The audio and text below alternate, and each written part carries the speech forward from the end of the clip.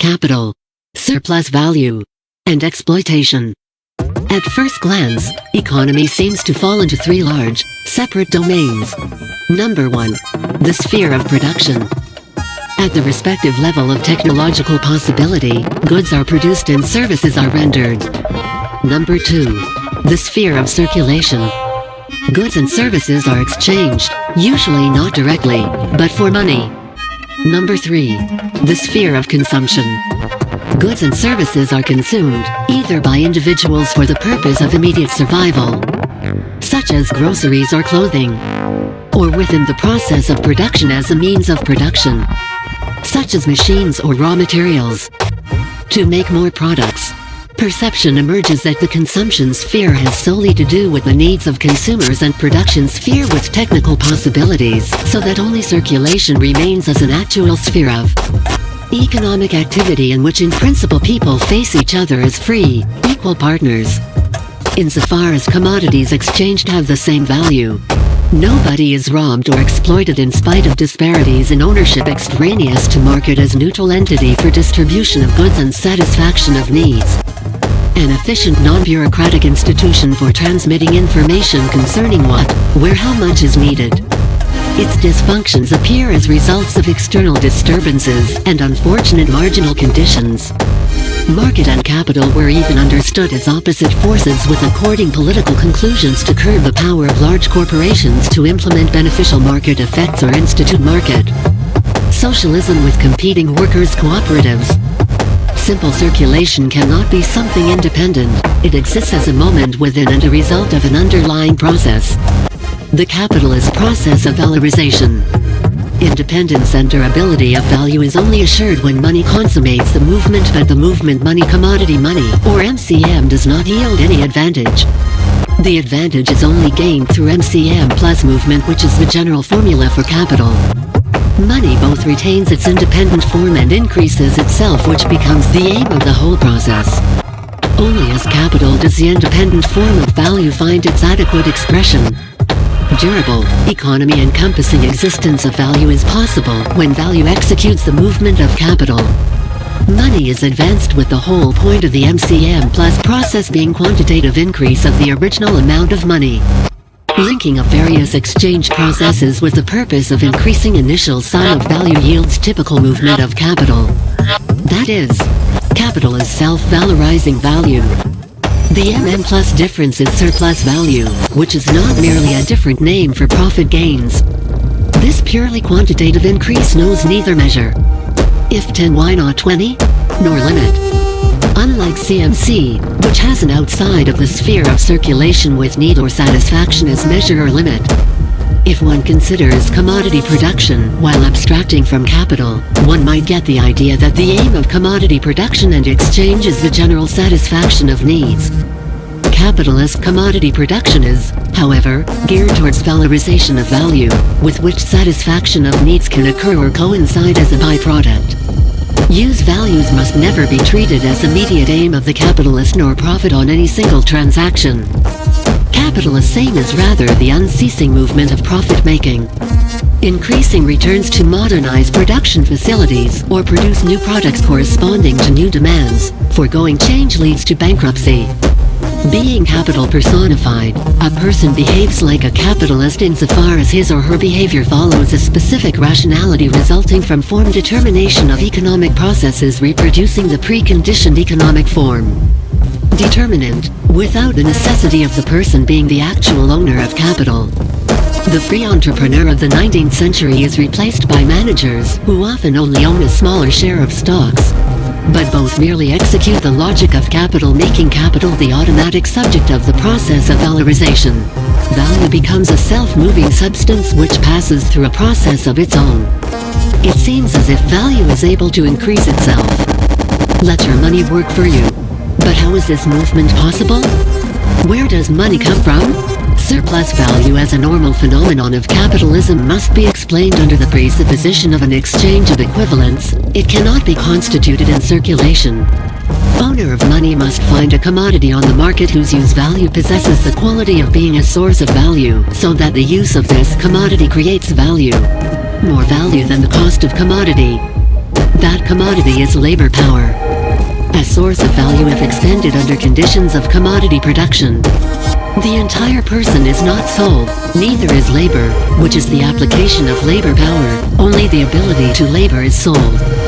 For labor power to exist on the market, its sellers must be legally free, and also free of substantive property, like means of production.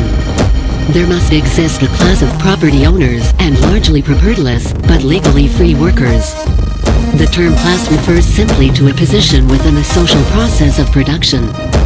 Worldview Marxism often drew the conclusion of a common consciousness arising necessarily from a structurally common social position, assuming a common social agency and conceiving class rule as intentional relationship. Existence of this class relationship is in no way natural, but the result of historical development, so-called primitive accumulation, an extremely violent and bloody process actively assisted by the state.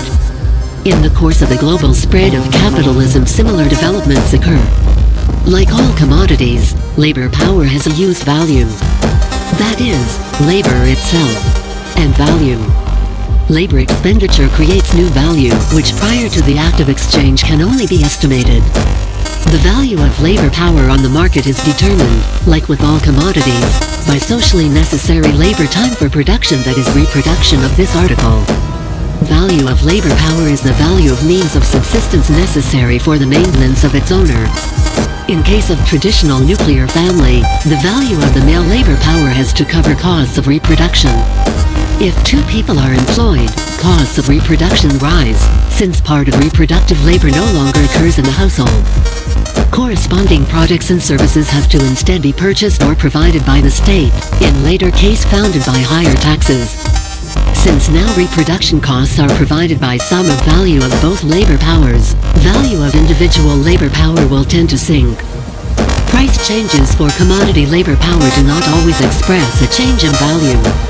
Actual changes in value of labor power can result either from a change in the value of means of subsistence necessary for reproduction of laborers, or from a change in the extent of the amount of means of subsistence necessary for the reproduction of laborers, which differ from country to country, and in relation to the historical period, corresponding with the idea of a normal life and the ability of workers to assert certain claims through class struggle.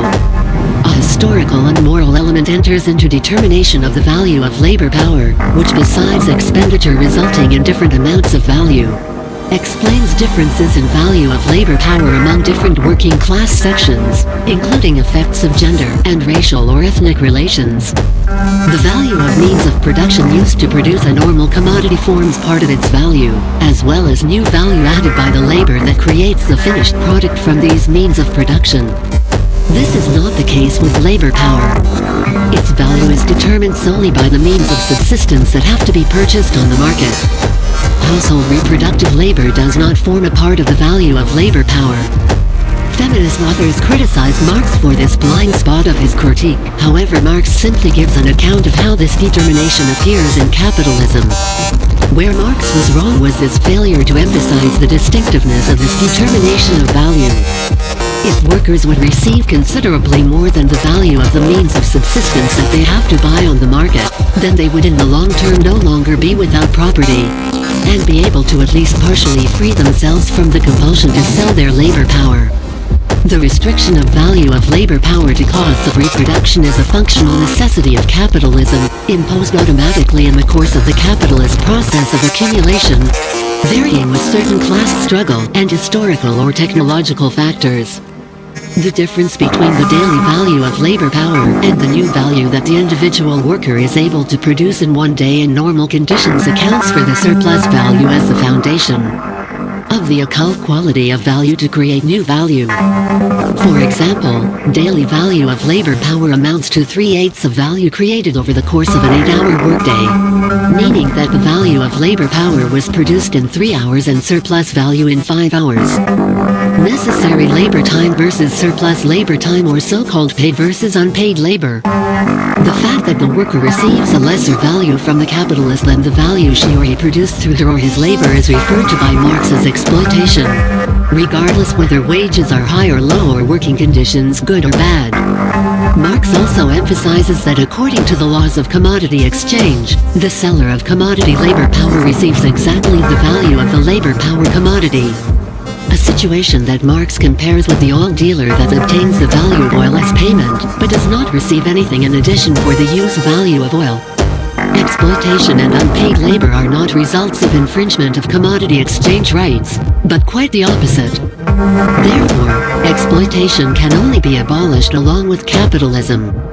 Valorization rests upon the appropriation of unpaid labor time, but exploitation only seems to occur if a wage is deemed too low.